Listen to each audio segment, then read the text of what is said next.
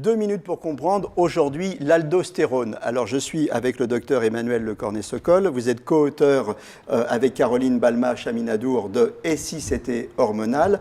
L'aldostérone, c'est une hormone, mais alors elle sert à quoi? L'aldostérone, c'est une hormone qui va servir à réguler la tension artérielle.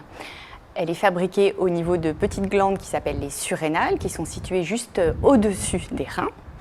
Et elle, justement, comme elle est juste à côté des reins, elle va permettre, ça va être un messager qui va envoyer des messages aux reins pour justement permettre de fabriquer d'autres hormones qui vont réguler la tension artérielle dans le corps. D'accord. Donc cette hormone, elle régule la tension artérielle.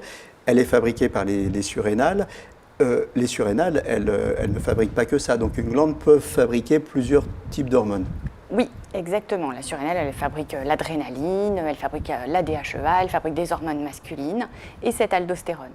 Quand on a un problème de tension artérielle, c'est obligatoirement l'aldostérone ou ça peut venir d'autre chose? Non, ça peut venir de beaucoup d'autres choses. Mais par contre, en régulant l'aldostérone, on peut soigner la tension artérielle? Oui, en fait, il y a des médicaments qui existent, qui sont commercialisés et qui sont largement utilisés. Peut-être avez-vous entendu parler des IEC, les inhibiteurs de l'enzyme de conversion, ou les ARA2. Ce sont des médicaments qui agissent notamment sur ce système de régulation aldostérone, rénine, surrénale, rein.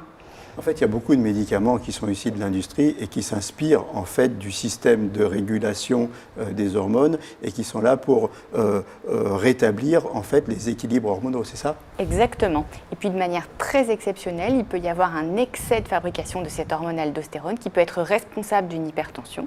Ça donne une petite tumeur qu'on enlève et on peut guérir de son hypertension artérielle. Voilà, donc quand ça ne va pas bien, la première des choses, un bilan sanguin et on check les hormones. Exactement. À très bientôt.